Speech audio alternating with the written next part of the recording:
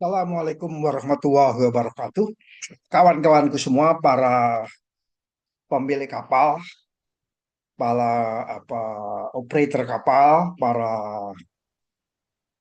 kru kapal, perwira kapal, kapten kapal KKM, termasuk DPA (Designated Person Ashore) dan Sorby Staff. Kita berbicara tentang ISM Code terbaru. Salah satu yang menjadi pokok bahasan di dalam ISM Code yang terbaru adalah terkait dengan continuous improvement, yaitu perbaikan dalam manajemen kapal yang meningkat. Ya, filosofi daripada continuous improvement adalah perbaikan yang kian hari kian meningkat, bukan kian hari sama saja, tapi kian hari kian meningkat. Dari mana sisinya? Yang pertama yang perlu harus kita perhatikan tipnya bahwa SMS atau SMK yang kita punyai harus selalu berkembang, tiap hari berkembang. Setiap ada masalah berkembang, setiap operasional berkembang terus. DPA dituntut bersama timnya untuk selalu mengembangkan SMS.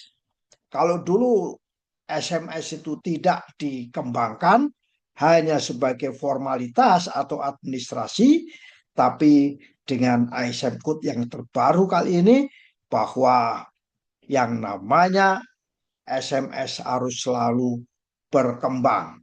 Ya, selalu mengikuti praktek-praktek dalam industri pelayaran yang terbaru kayak apa, trennya kayak apa ya. Bila terjadi risiko,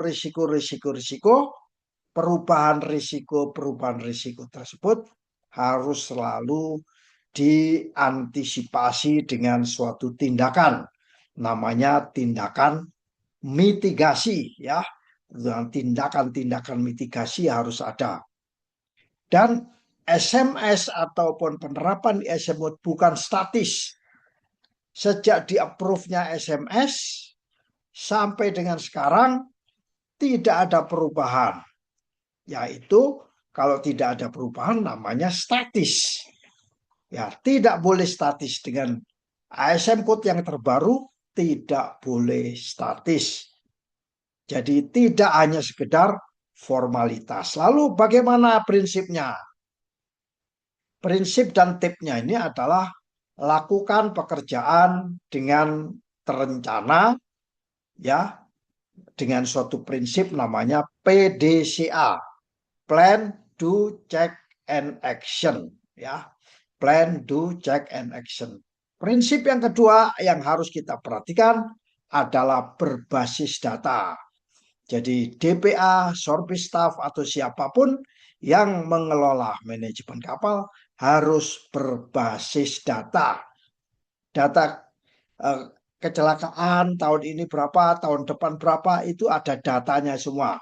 Near miss-nya tahun ini berapa, sebelumnya berapa, tahun yang akan datang nanti berapa ya.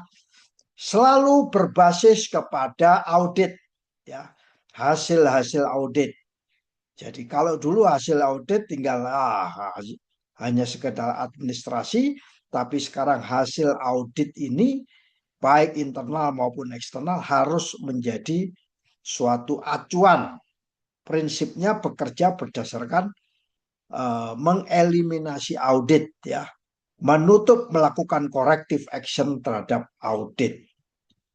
Prinsip yang keempat namanya berbasis pengalaman. Jadi pengalamannya kayak apa? Pengalamannya kayak apa? Itu harus dijadikan acuan dalam prinsip dari continuous improvement. Jadi kawan-kawan semua, ISM Code yang terbaru salah satunya adalah continuous improvement, yaitu berorientasi pada peningkatan keselamatan. Kalau dulu kecelakaannya 10, sekarang kalau dulu kecelakaannya 1 bahkan 0. Kalau dulu accidentnya 3, sekarang cuma 0. Kalau dulu insidennya ada banyak, sekarang insidennya hanya 1 atau 2. Keselamatan meningkat. Dan alhasil orientasi kita selalu berorientasi kinerja daripada uh, manajemen keselamatan kapal. Demikian, semoga bermanfaat. Terima kasih. Wassalamualaikum warahmatullahi wabarakatuh.